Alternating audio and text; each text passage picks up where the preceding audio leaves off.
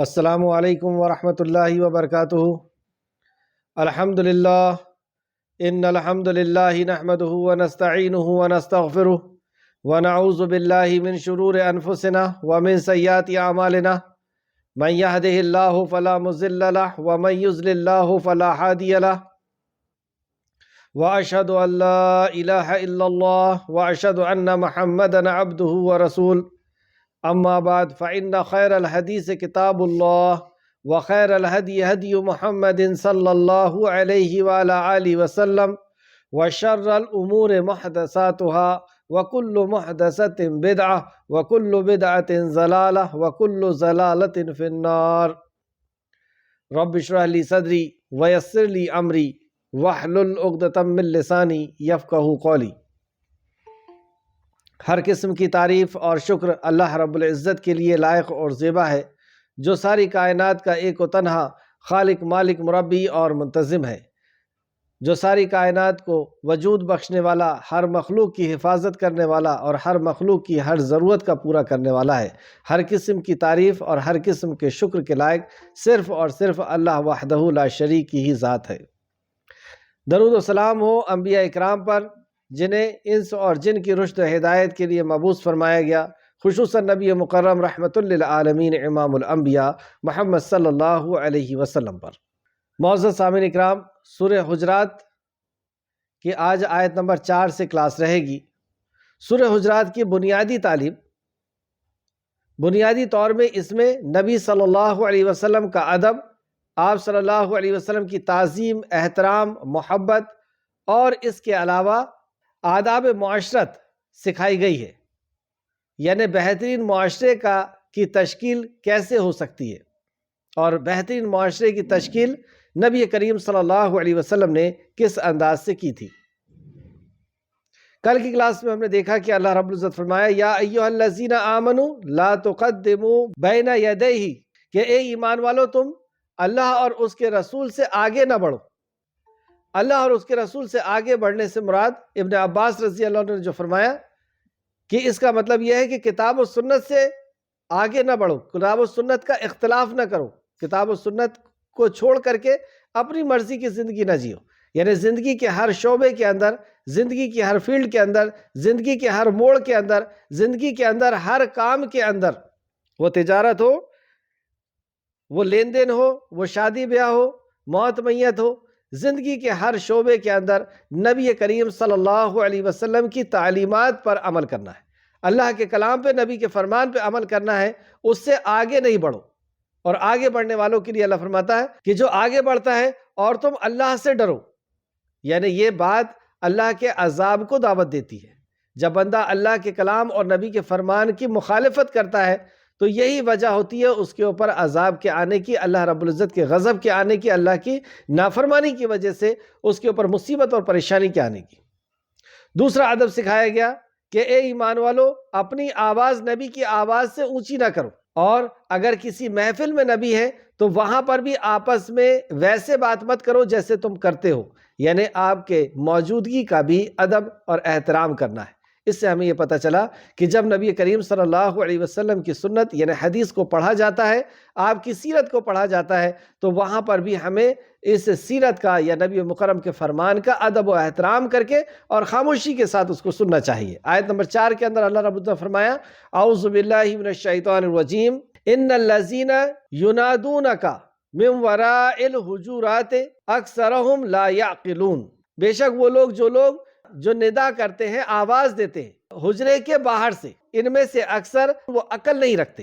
تو بلا شبہ جو لوگ آپ کو حجرے کے باہر سے پکارتے ہیں، حجرہ کہتے ہیں اس گھر کو جس میں نبی کریم صلی اللہ علیہ وسلم رہا کرتے تھے، یعنی امہات المومنین کے گھر۔ ابن سعد فرماتے ہیں یہ حجرے کھجور کی شاخوں سے بنے ہوئے ہوتے تھے، اور ان کے دروازوں میں موٹے اور سیاہ اون کے پردے لگے ہوتے تھے۔ امام بخاری اپنی کتاب میں لکھتے ہیں الادب المفرد میں، ادب المفرد میں لکھتے ہیں کہ میں نے نبی کریم صلی اللہ علیہ وسلم کے حجر مبارک کی زیارت کی سعادت حاصل کی ہے، یعنی میں نے نبی کریم صلی اللہ علیہ وسلم کے حجروں کو دیکھا ہے۔ دروازے سے پیچھے تک کا حصہ 6 سے 7 ہاتھ ہوا کرتا تھا، اور اس کی اونچائی، آپ کے حجرے کی اونچائی 10 ہاتھ تھی، اور آپ کے حجرے کی چوڑائی یعنی اس کا اندر کا حصہ 10 ہاتھ تھا۔ تو 10 ہاتھ، 6 ہاتھ یا 7 ہاتھ، اور اونچائی 10 ہاتھ، اور کھجور کی شاخوں سے بنا ہوا۔ یہ ہماری امہات المومنین کا گھر تھا، یہی آپ کا بیڈ روم، یہی آپ کا ڈائننگ، یہی آپ کا کچن، اور یہی سب کچھ۔ اس گھر کے اندر رہنے کے باوجود بھی آپ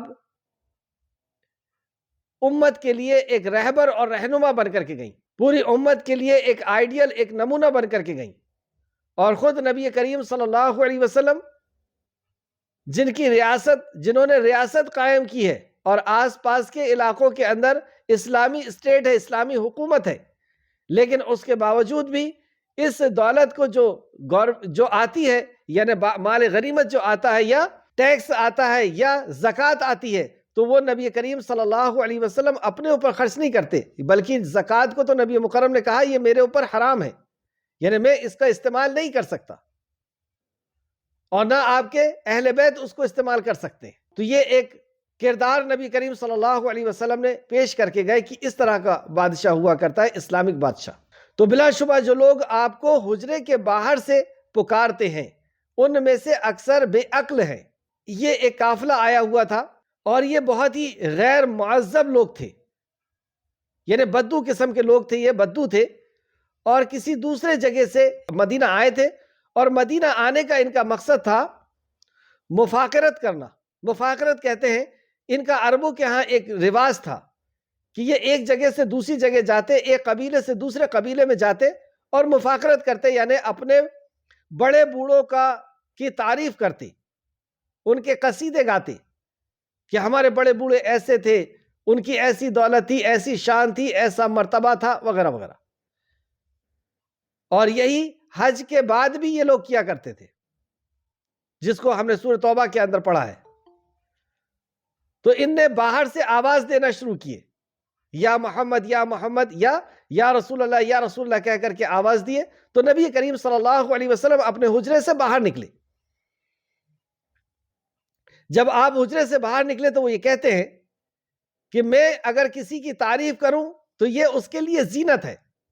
یہ جو لوگ آئے تھے، ان میں کا جو سردار تھا، وہ کہنے لگا جب نبی کریم صلی اللہ علیہ وسلم باہر نکلے تو، کہ میں اگر کسی کی تعریف کروں تو یہ اس کے لیے زینت ہے، مطلب میں اگر کسی کی تعریف کر دوں تو یہ اس کے لیے بہت شان کی بات ہے، زینت کی بات ہے، خوبصورتی کی بات ہے، اور اگر میں کسی کی مذمت کروں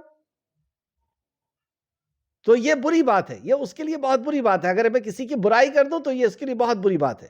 تو اس کے جواب میں رسول اللہ صلی اللہ علیہ وسلم نے فرمایا، یہ تو اللہ عز و جل کی شان ہے، یہ تو اللہ عز و جل کی شان ہے کہ وہ اگر کسی کی تعریف کرے تو وہ تعریف کے لائق ہے، وہ تعریف کے قابل ہے، اور اللہ رب العزت اگر کسی کی مذمت کر دے تو وہ مذمت کیا ہوا ہے، یہ تو اللہ کی شان ہے۔ اس کو ایسا جواب دیا نبی کریم صلی اللہ علیہ وسلم نے۔ اور پھر آپ نے ثابت بن قیس جن کے بارے میں ہم نے کل پڑھا تھا کہ آپ کی آواز بلند تھی اور اس وجہ سے آپ ڈر گئے اور گھر سے نہیں نکل رہے تھے، تو ان کو سامنے کیا نبی کریم صلی اللہ علیہ وسلم نے، اور پھر ان کے قصیدے کا انہوں نے جواب دیا۔ یعنی ثابت بن قیس نے اپنی جب بات رکھی تو یہ خاموش ہو گئے، اور پھر انہوں نے اپنا ایک آدمی پیش کیا، پھر رسول اللہ نے ایک صحابی کو پیش کیا، اور ایسے کر کے یہ لوگ خاموش ہوئے۔ لیکن ان کا اس طریقے سے آواز دینا حجرے کے باہر سے، اللہ رب العزت کو یہ چیز پسند نہیں آئی کہ یہ میرے نبی کے ادب کے خلاف بات ہے۔ تو اللہ رب العزت نے یہ آیت نازل فرمائی، بلا شبہ جو لوگ آپ کو حجرے کے باہر سے پکارتے ہیں، ان میں سے اکثر بے عقل لوگ ہیں۔ انہیں عقل نہیں کہ انبیاء سے کس طریقے سے بات کی جائے گی۔ اگر بے شک وہ صبر کرتے، یعنی صبر کر کے وہاں پہ انہیں انتظار کرنا تھا آپ کو حجرے سے باہر نکلنے تک کا، اور اگر بے شک وہ صبر کرتے حتیٰ کہ آپ خود ہی ان کے طرف نکلتے تو ان کے لیے بہت بہتر تھا، یعنی انہیں انتظار کرنا تھا رسول اللہ کے نکلے تک کا صلی اللہ علیہ وسلم۔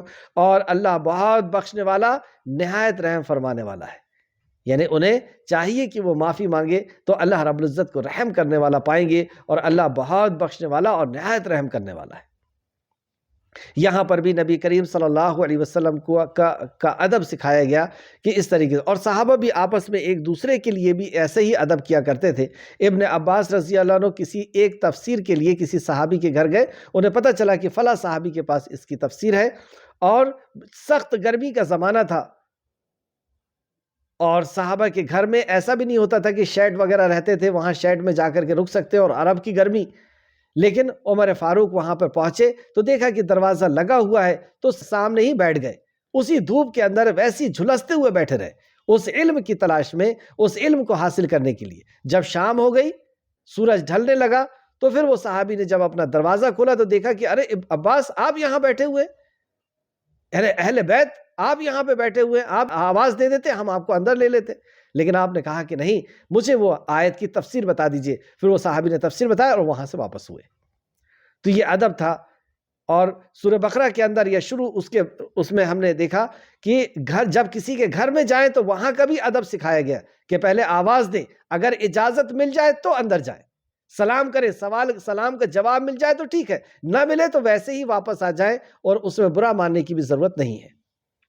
بہرحال یہاں پر نبی کریم صلی اللہ علیہ وسلم کو آواز دینے کا انداز سکھایا گیا، یا حجرے کے باہر اگر ہیں تو وہیں پہ بیٹھے رہنے کر کے انتظار کرنے کا اللہ رب العزت نے حکم فرمایا۔ یہ ہے نبی مکرم صلی اللہ علیہ وسلم کا مقام و مرتبہ۔ آیت نمبر 6، یا ایہا الذین آمنوا اذ جاءکم، اے ایمان والو اگر کوئی نافرمان تمہارے پاس کوئی خبر لائے تو تحقیق کر لیا کرو۔ یا ایہا الذین آمنوا اذ جاءکم فاسق بنباء، فاسق اگر تمہارے پاس کوئی خبر لائے تو اس کی تحقیق کر لیا کرو۔ تم کسی قوم کو نادانی سے تکلیف پہنچاؤ کہ پھر تم اسے اپنے لیے ناپسند سمجھو، اور اسے تم پچھتاؤ اس کام کو کر کے۔ تو یہاں پر فاسق نے بھی اگر کوئی خبر لایا ہے تو اس خبر کو رد کرنے کا حکم نہیں دیا گیا۔ فاسق یعنی گنہگار، اللہ کی نافرمانی کرنے والا، معصیت کا کام کرنے والا، ایسا بھی اگر کوئی شخص ہے تو اس نے بھی اگر کوئی خبر لایا ہے تو اس کی تحقیق کرنے کا حکم دیا گیا، اس کو ختم کرنے کا، اس کو نہ سننے کا حکم نہیں دیا گیا۔ دوسری بات کہ تحقیق کا حکم دیا گیا کہ کوئی بھی بات اگر کوئی لے کر کے آتا ہے تو اس پر ویسے ہی یقین نہیں کرنا ہے۔ جیسے اگزامپل کے طور پر اگر کوئی اپنی بیوی کی شکایت دے کر کے آتا ہے تو وہ ہمارا والا ہے، ہمارا رشتہ دار ہے، اس لیے اس کی بات کو سن کر کے اور دوسرا فیصلہ دے دینا، یہ سنت کے خلاف ہے۔ پہلے ہم اس کا بھی سنیں اور دونوں کی بات سن کر کے اور پھر کسی فیصلے پہ، کسی نتیجے پہ پہنچے۔ یہ تحقیق کرنے کا اللہ نے حکم دیا ہے۔ اس کا شأن نزول اس طرح ہے کہ نبی کریم صلی اللہ علیہ وسلم کے پاس حارث بن ابو ذرار رضی اللہ عنہ آئے، اور آپ کی نبی کریم صلی اللہ علیہ وسلم نے آپ کو دعوت دی، یعنی حارث کو دعوت دی رضی اللہ عنہ، اور حارث نے اسلام قبول کیا۔ حضرت حارث رضی اللہ عنہ آپ نبی کریم صلی اللہ علیہ وسلم کی خدمت میں رہنے لگے۔ نبی کریم صلی اللہ علیہ وسلم نے فرمایا کہ اسلام کے بعد نماز اور زکوٰۃ بھی ہے، تو آپ کو زکوٰۃ بھی دینا ہوگا اپنے مال میں سے۔ تو حارث نبی کریم صلی اللہ علیہ وسلم سے فرماتے ہیں کہ میں اپنے قبیلے میں واپس لوٹ جاتا ہوں اور وہاں پہ اسلام کی دعوت دوں گا۔ جو لوگ اسلام قبول کریں گے انہیں بتاؤں گا کہ ان کے اوپر زکوٰۃ فرض ہے، اور ان سب کی زکوٰۃ کو اکٹھا کروں گا۔ جو بھی اسلام میں آ جائیں گے اور وہ زکوٰۃ دیں گے تو میں ان کی زکوٰۃ کو اکٹھا کروں گا، اور اس خاص وقت میں آپ کسی قاصد کو بھیجیے گا تو وہ ساری زکوٰۃ اکٹھا کر کے میں اس قاصد کے ہاتھ سے فلاں فلاں وقت میں پہنچا دوں گا۔ نبی کریم صلی اللہ علیہ وسلم نے آپ کو اجازت دی، آپ اپنے قبیلے میں گئے اور وہاں پہ اسلام کی دعوت دی۔ جب لوگوں نے توحید کو قبول کر لیا تو انہیں بتایا کہ تمہارے پر زکوٰۃ بھی فرض ہے، اور لوگوں نے جب زکوٰۃ دیا اور زکوٰۃ اکٹھا ہو گئی، اور وہ جب خاص وقت آیا جس وقت میں نبی کریم صلی اللہ علیہ وسلم کے قاصد کو آنا تھا اور قاصد اس وقت تک نہیں پہنچے، جو حارث رضی اللہ عنہ کہتے ہیں کہ نبی کریم صلی اللہ علیہ وسلم وعدے کی خلاف کریں، ایسا تو نہیں ہو سکتا۔ ظاہر سی بات ہے کہ اللہ رب العزت یا نبی کریم صلی اللہ علیہ وسلم میرے کسی عمل کی وجہ سے ناراض ہیں، اس لیے آپ نے کسی کو زکوٰۃ لینے کے لیے نہیں پہنچایا۔ اور حارث نے اپنے قبیلے کے سرداروں کو اکٹھا کیا اور کہا کہ ہمیں چلنا چاہیے اپنی زکوٰۃ کو لے کر کے، اور حارث اپنے کچھ ساتھیوں کے ساتھ مدینہ کے طرف روانہ ہوئے اپنی زکوٰۃ کو لے کر کے۔ اور ادھر نبی کریم صلی اللہ علیہ وسلم نے ولید بن عقبہ کو قاصد بنا کر کے حارث کے پاس پہنچایا رضی اللہ عنہ، اور ولید بن عقبہ راستے میں ہی ڈر گئے کہ میں اس قبیلے میں کیسے جاؤں، اور وہیں سے واپس آ کر کے اور نبی کریم صلی اللہ علیہ وسلم کے سامنے اپنی بات رکھی اور یہ کہا کہ میں وہاں گیا تھا تو حارث نے مجھے زکوٰۃ نہیں دیا اور میری جان کو خطرہ تھا، مطلب مجھے جان سے مار ڈالنا چاہتا تھا، اس لیے میں بھاگ کر کے یہاں پہ آ گیا ہوں۔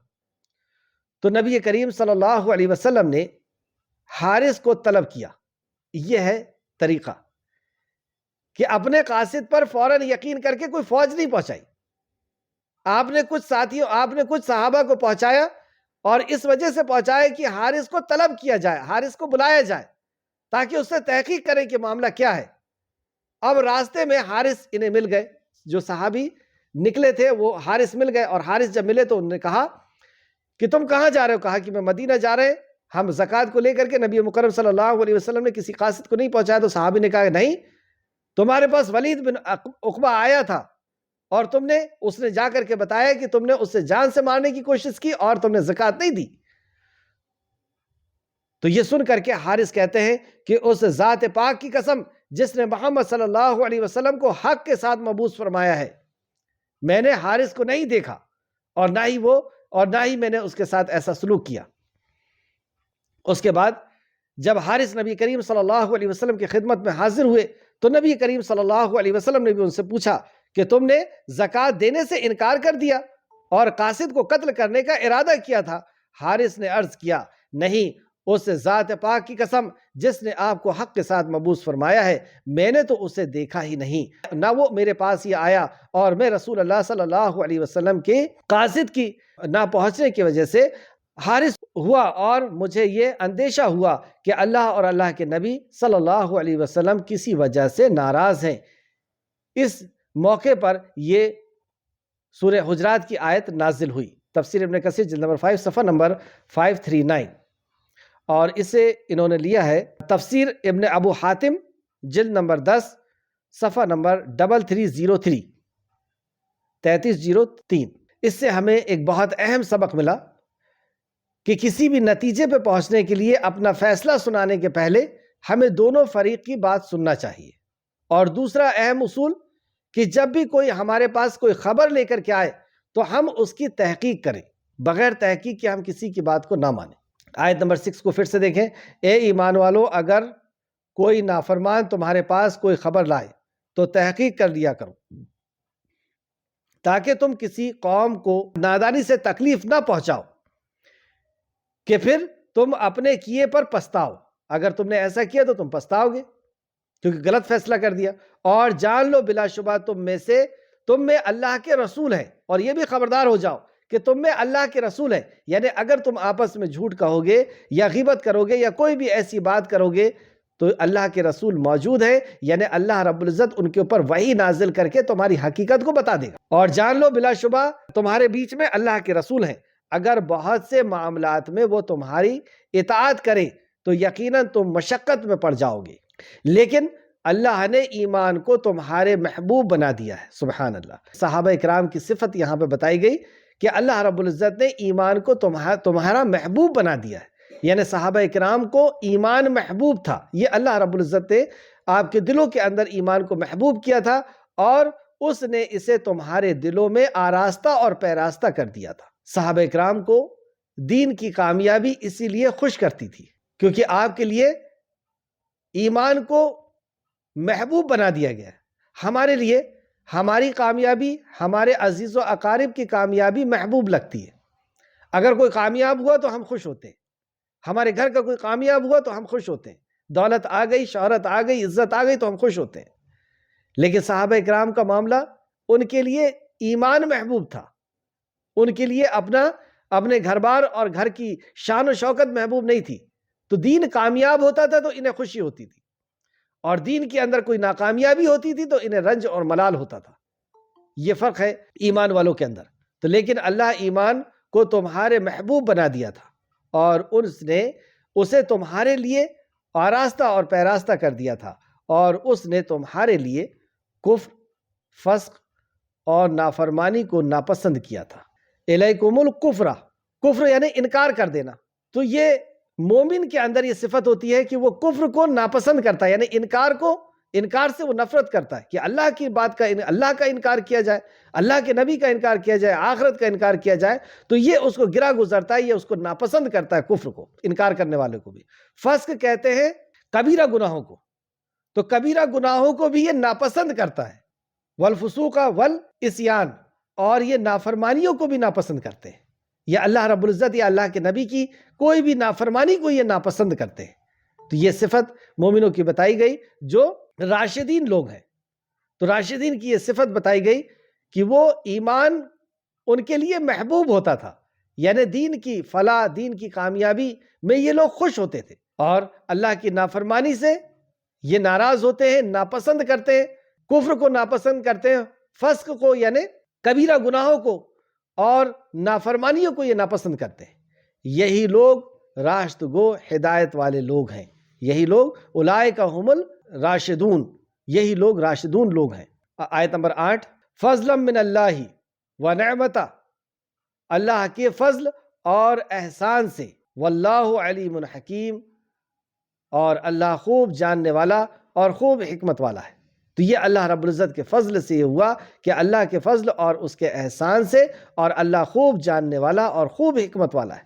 خوب جاننے والا یعنی کون اس کا حقدار ہے، اس ایمان کا کون حقدار ہے، اور علیم حکیم، اللہ علم والا ہے اور حکمت والا ہے کہ کب کس کو کیا چیز عطا کرنی ہے۔ یہ جو عطا کی گئی ایمان کو تمہارے لیے محبوب کر دیا اور گناہوں کو ناپسند کر دیا، اس تعلق سے ایک دعا جو نبی کریم صلی اللہ علیہ وسلم نے اس وقت مانگی جب غزوہ احد کے دن مشرکین کو شکست ہوئی، مطلب وہ ہار گئے، تو رسول اللہ صلی اللہ علیہ وسلم نے صحابہ اکرام سے فرمایا سیدھے ہو جاؤ تاکہ میں اپنے رب تعالیٰ سے حمد و ثنا بیان کروں۔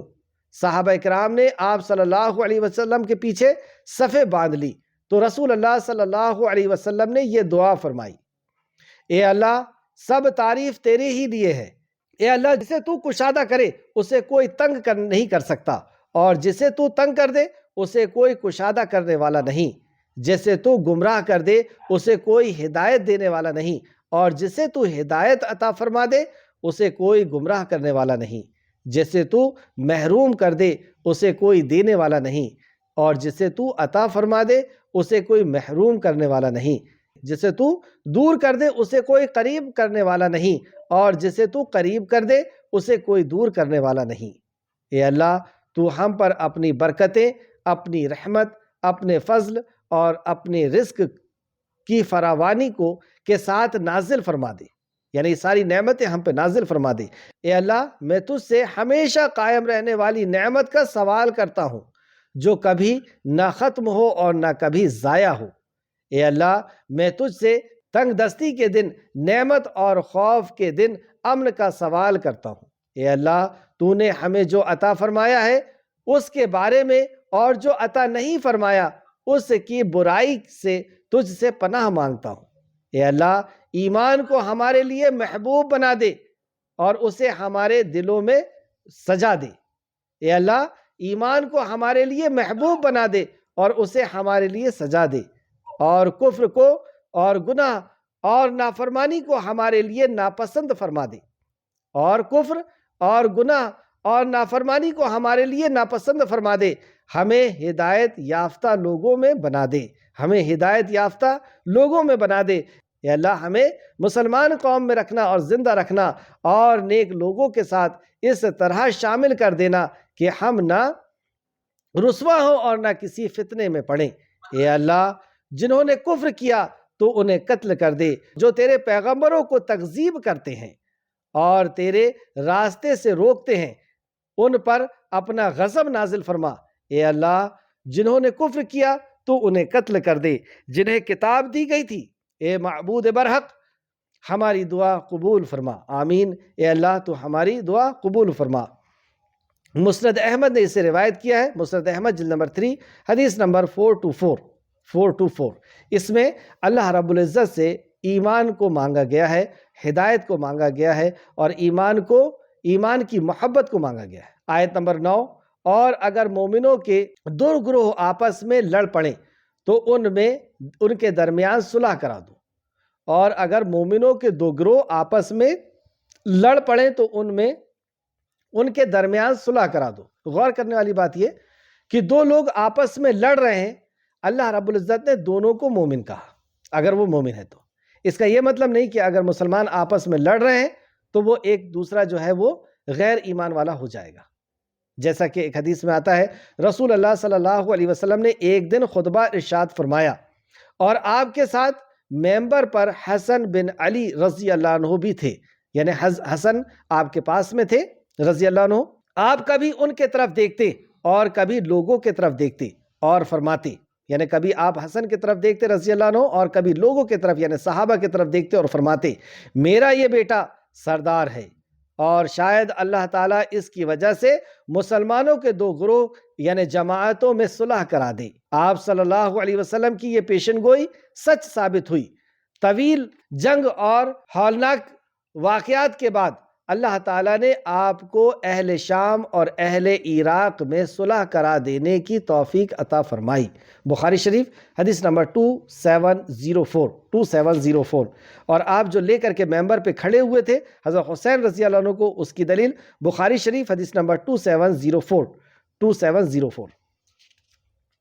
تو اس سے یہ پتہ چلا کہ دو گروہ جو آپس میں لڑ رہے ہیں اگر وہ مسلمان ہیں تو ہو سکتا ہے کہ وہ مسلمان ہی ہوں، اور اگر مومنوں کے دو گروہ آپس میں لڑ پڑے یعنی کوئی نااتفاقی شیطان ڈال دے، آپس میں نااتفاقی ہو گئی اور نااتفاقی کی وجہ سے وہ لڑ پڑے، تو کیا کرے؟ اب دو مسلمان لڑ رہے ہیں تو ہمیں کیا کرنا ہے؟ تماشا دیکھنا ہے یا پھر کسی ایک مسلمان کے ساتھ ہو کر کے دوسرے مسلمان سے لڑنا ہے یا ان کے بیچ میں صلح کرانا ہے؟ تو یہاں پر یہ اصول بتایا گیا کہ جب دو مسلمان ہیں تو تم آپس میں اپنے گھر میں خاموش نہ بیٹھو، اپنی نماز، اپنی روزہ، اپنے حج اور اپنے زکوٰۃ میں تم مست مت ہو جاؤ۔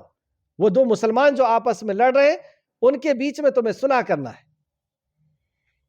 اللہ فرماتا ہے اور اگر مومنوں کے دو گروہ آپس میں لڑ پڑے تو تم ان کے درمیان صلح کر دو، پھر اگر ان دونوں میں سے ایک گروہ دوسرے پر زیادتی کرے تو تم اس سے لڑو جو زیادتی کرتے ہیں حتیٰ کہ وہ اللہ کے حکم کے طرف لوٹ آئیں، یہاں تک کہ وہ اللہ کے حکم کے طرف لوٹ آئے۔ تو جو زیادتی کرتا ان سے لڑنے کا کیا طریقہ ہے؟ اس تعلق سے ایک حدیث کہ ظالم کو کس طریقے سے روکا جائے گا، صحیح بخاری میں حضرت انس رضی اللہ عنہ سے مروی ہے کہ رسول اللہ صلی اللہ علیہ وسلم نے فرمایا، اپنے بھائی کی مدد کرو خواہ وہ ظالم ہو یا مظلوم۔ دیکھیے اس وقت بھی بھائی کہا جا رہا ہے کہ اپنے بھائی کی مدد کرو اگر وہ ظالم ہو یا مظلوم، تو ظالم بھی ہے۔ تو میں نے کہا، یعنی حضرت انس رضی اللہ عنہ نبی کریم صلی اللہ علیہ وسلم سے کہتے کہ میں نے عرض کیا، اے اللہ کے رسول صلی اللہ علیہ وسلم، مظلوم کی مدد کروں گا لیکن ظالم کی مدد کیسے کروں؟ مطلب مظلوم کی مدد تو کروں گا لیکن ظالم کی مدد کیسے ہوتی ہے یہ نہیں سمجھ پائے، تو میں کیسے کروں گا؟ تو رسول اللہ صلی اللہ علیہ وسلم نے فرمایا، اسے ظلم سے روکو تو یہ تمہاری اس سے مدد ہوگی، یعنی اس کو ظلم کرنے سے روک دو، یہ اس کی مدد ہوگی۔ اسے بخاری نے روایت کیا، بخاری شریف حدیث نمبر 6952 اور بھی دوسری حدیثوں میں یہ ہے۔ بہرحال آگے اللہ رب العزت نے فرمایا آیت نمبر 9 کے ہی آگے کا حصہ، اور اگر وہ لوٹ آئیں، مطلب وہ لڑائی سے لوٹ آئیں، ظلم سے رک جائیں، پھر اگر وہ لوٹ آئے تو تم ان دونوں کے درمیان عدل حق کے ساتھ صلح کرا دو اور تم انصاف کرو، بلا شبہ اللہ انصاف کرنے والوں کو پسند کرتا ہے۔ تو انصاف کرنے والوں کو اللہ رب العزت پسند کرتا ہے۔ خود اپنے لیے بھی اللہ رب العزت نے کہا مالک یوم الدین، کہ میں بدلے کے دن کا مالک ہوں، یعنی انصاف کے دن کا مالک۔ اور اللہ رب العزت کو انصاف اتنا پسند ہے کہ کل حشر کے میدان میں جب کوئی سایہ نہیں ہوگا تو اللہ رب العزت اپنے سائے کے اندر جس کو سب سے پہلے جگہ دے گا، جس کو سب سے پہلے جگہ دے گا، وہ کون ہوگا؟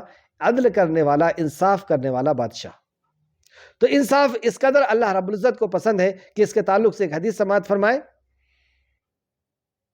ابن عمر رضی اللہ عنہ سے روایت کیا ہے کہ رسول اللہ صلی اللہ علیہ وسلم نے فرمایا، یقیناً دنیا میں عدل و انصاف کرنے والے دنیا میں اس انصاف کی وجہ سے رحمان عز و جل کے سامنے موتیوں سے بنے ہوئے ممبروں پر جلوہ افروز ہوں گے۔ سبحان اللہ، اللہ رب العزت کے سامنے موتیوں سے بنے ہوئے ممبروں پر جلوہ افروز ہوں گے، یہ ان کا مقام و مرتبہ ہوگا جو انصاف کرنے والے ہیں۔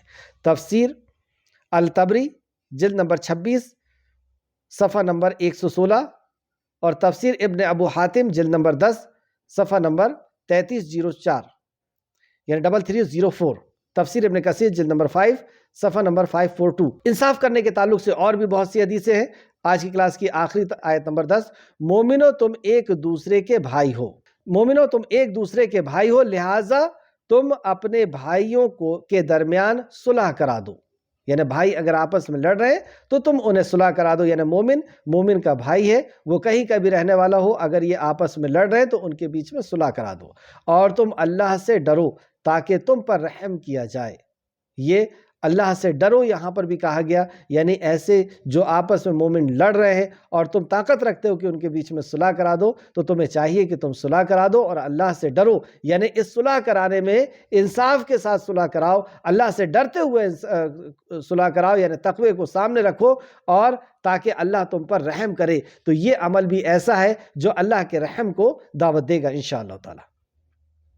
اس تعلق سے چند حدیث جو یہاں پہ اللہ رب العزت نے فرمایا، ارشاد باری تعالیٰ ہے، بے شک مومن تو آپس میں بھائی بھائی ہیں، یعنی تمام مومن آپس میں دینی بھائی ہیں، جیسا کہ رسول اللہ صلی اللہ علیہ وسلم نے فرمایا، مسلمان کا بھائی ہے، وہ نہ خود اس پر ظلم کرے اور نہ ظلم کرنے کے لیے اس کو کسی کے سپرد کرے، مطلب نہ وہ خود جو ظلم کرے اور نہ اس کے اوپر ظلم کرنے کے لیے اس کو کسی کے سپرد کرے۔ یہ آرڈر نبی کریم صلی اللہ علیہ وسلم نے دیا۔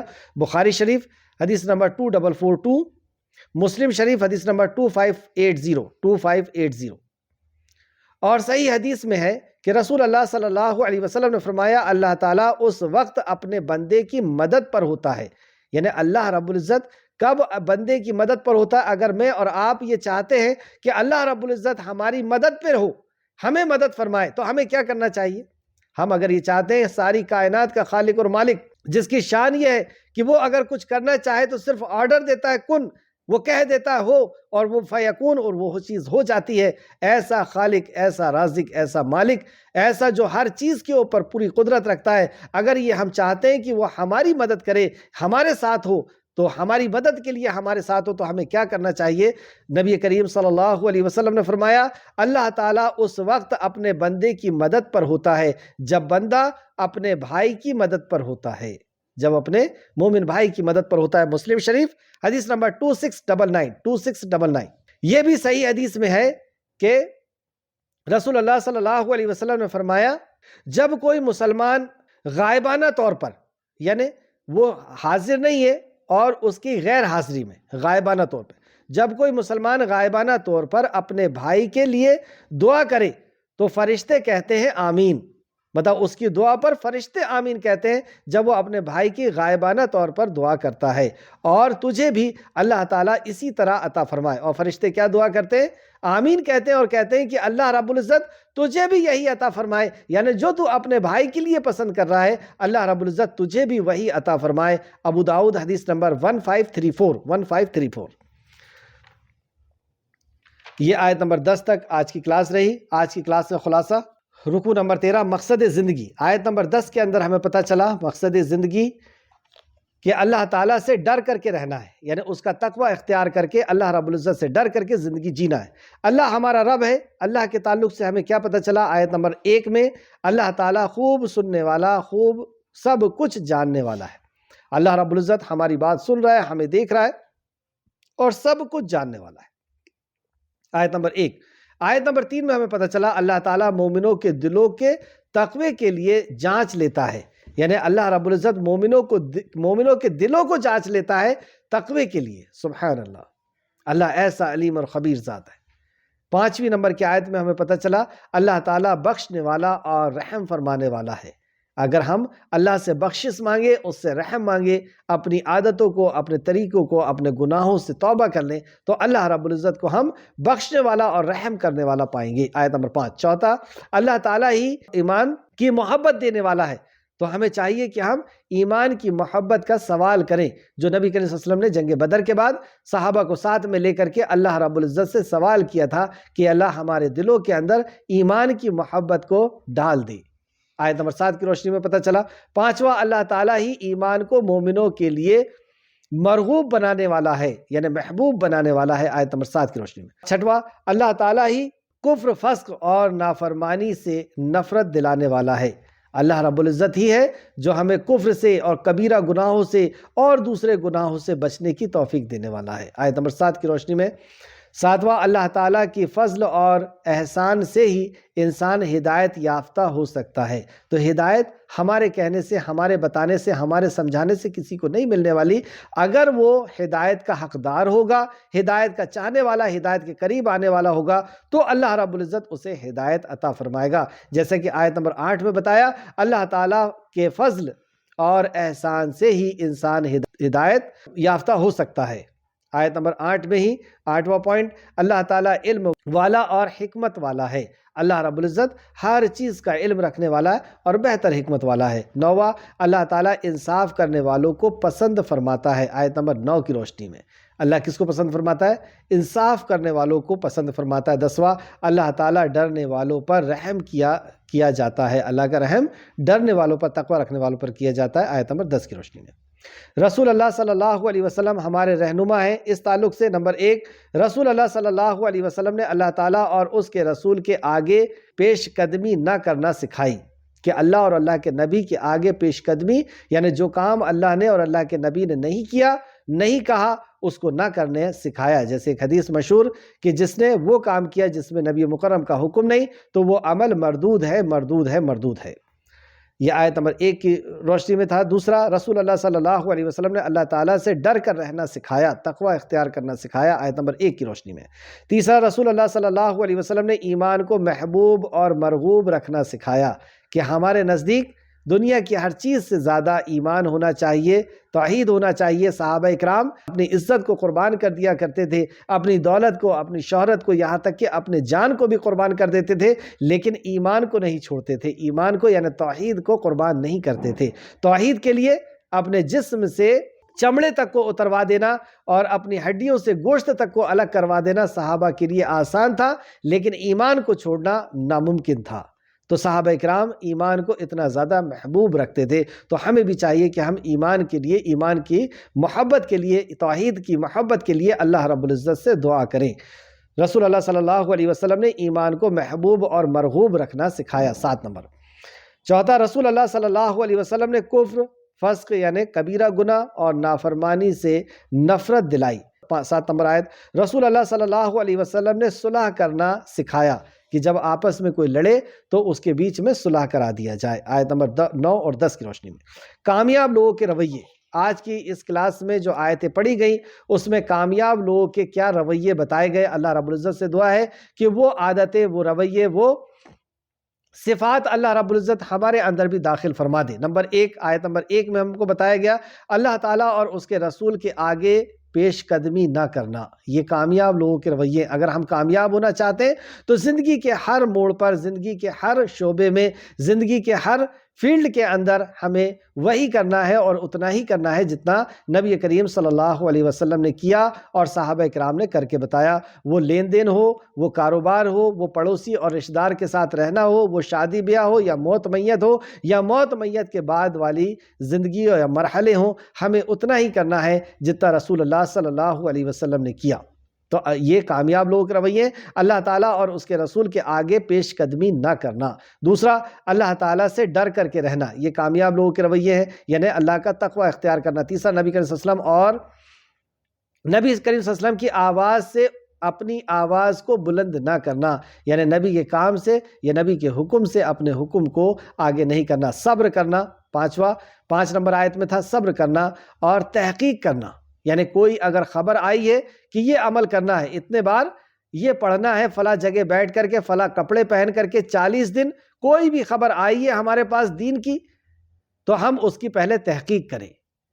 کہ واقعی یہ بات رسول اللہ صلی اللہ علیہ وسلم کی ہے یا نہیں ہے، واقعی یہ بات دین کی ہے یا نہیں۔ اگر دین کی ہے تو ہم اس کو کر سکتے ہیں، اور دین کی نہیں ہے تو ہم اس کو نہیں کر سکتے۔ یہ ہمیں بہت اہم درس آج کی کلاس میں ملا کہ ہمیں تحقیق کرنے کا حکم خود خالق کائنات نے دیا۔ جیسے کچھ یہودی اور نصرانی نبی کریم صلی اللہ علیہ وسلم سے آ کر کے بحث کرتے ہیں اور کہتے ہیں کہ ہم اللہ سے محبت کرتے ہیں، اللہ بھی ہم سے محبت کرتا ہے، تو فوراً جبرائیل علیہ السلام نازل ہوئے یہ حکم لے کر کے، یہ آیت لے کر کے، ہاتوا برہانکم ان کنتم صادقین، کہ اگر تم سچے ہو تو دلیل پیش کرو، برہان پیش کرو۔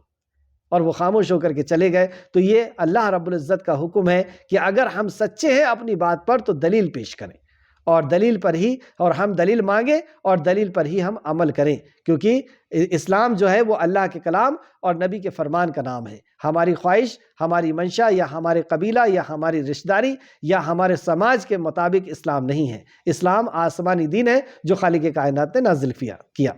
تو تحقیق کرنا، آیت نمبر 6 سے ہم کو پتہ چلا۔ چھٹواں، ایمان کو محبوب رکھنا، دنیا کی ہر چیز سے زیادہ محبوب توحید کو رکھنا، اللہ کو رکھنا، ایمان کو رکھنا۔ ہر چیز قربان کی جا سکتی ہے لیکن ایمان قربان نہیں کیا جا سکتا۔ آیت نمبر 7 کی روشنی میں یہ کامیاب لوگوں کے رویے ہے۔ کفر اور فسق اور نافرمانی سے نفرت کرنا، یعنی کفر سے انکار کرنے سے، کبیرہ گناہ سے اور دوسرے گناہوں سے نفرت رکھنا، یہ کامیاب لوگوں کے رویے ہے۔ راہ راست پر رہنا، آیت نمبر 9 اور 10 میں ہی صلح کرا دینا، آپس میں اگر کوئی لڑ رہا ہے تو صلح کرا دینا، یہ کامیاب لوگوں کے رویے ہیں۔ 10واں، زیادتی کرنے والوں سے لڑنا، مطلب ظلم کرنے والوں سے لڑنا اور ان کو روکنا، یہ آیت نمبر 9 کی روشنی میں۔ 11واں، انصاف کرنا، آیت نمبر 9 کی روشنی میں۔ ناکام لوگوں کے رویے، آج کی کلاس میں ہمیں پتہ چلا کہ عقل سے کام نہ لینا، مطلب نبی کریم صلی اللہ علیہ وسلم کا ادب اور احترام نہ کر کے، اور باہر سے جو لوگ آواز دے رہے تھے ان کو اللہ نے کہا کہ یہ لوگ عقل نہیں رکھتے، اور فسق کرنا یعنی گناہ کے کام کرنا۔ آؤ کچھ کر لیں۔ نمبر 1، اللہ تعالیٰ اور رسول اللہ صلی اللہ علیہ وسلم کے حکم کے آگے اپنی رائے نہیں دینی ہے۔ آج کی کلاس میں ہمیں جو اہم سبق ملا وہ یہ کہ اللہ اور اللہ کے نبی کے حکم کے آگے ہم اپنی رائے نہیں دینا ہے، کیونکہ اللہ نے فرمایا کہ اللہ اور اللہ کے نبی سے آگے مت بڑھو۔ تو اللہ اور اللہ کے نبی کا کوئی حکم ہے تو اس حکم کے آگے ہم حکم نہیں دیں گے انشاءاللہ تعالی۔ رسول اللہ صلی اللہ علیہ وسلم کی احادیث پڑھتے ہوئے، سنتے ہوئے دلی احترام کرنا ہے اور خاموشی اختیار کرنا ہے، یعنی نبی کریم صلی اللہ علیہ وسلم کی حدیث پڑھی جا رہی ہے یا سیرت پڑھی جا رہی ہے تو وہاں پہ خاموشی کا مظاہرہ کرنا ہے۔ یہ ادب ہے رسول اللہ صلی اللہ علیہ وسلم کی بات کا، آپ کے علم کا، آپ کی سیرت کا۔ قابل اعتماد لوگوں کے علاوہ دوسروں کے طرف سے آنے والی خبر کی تحقیق کریں گے انشاءاللہ، کہ ہر کسی کی جو بھی آج ہمارے سامنے بات لے کر کے آتا ہے کہ یہ قرآن میں لکھا، حدیث میں لکھا، ہم اس کی تحقیق کریں انشاءاللہ کریں گے۔ دوسرا، دو گروہ میں آپس میں لڑائی ہو تو ہم انشاءاللہ تعالیٰ اس کی صلح کرائیں گے انشاءاللہ تعالیٰ۔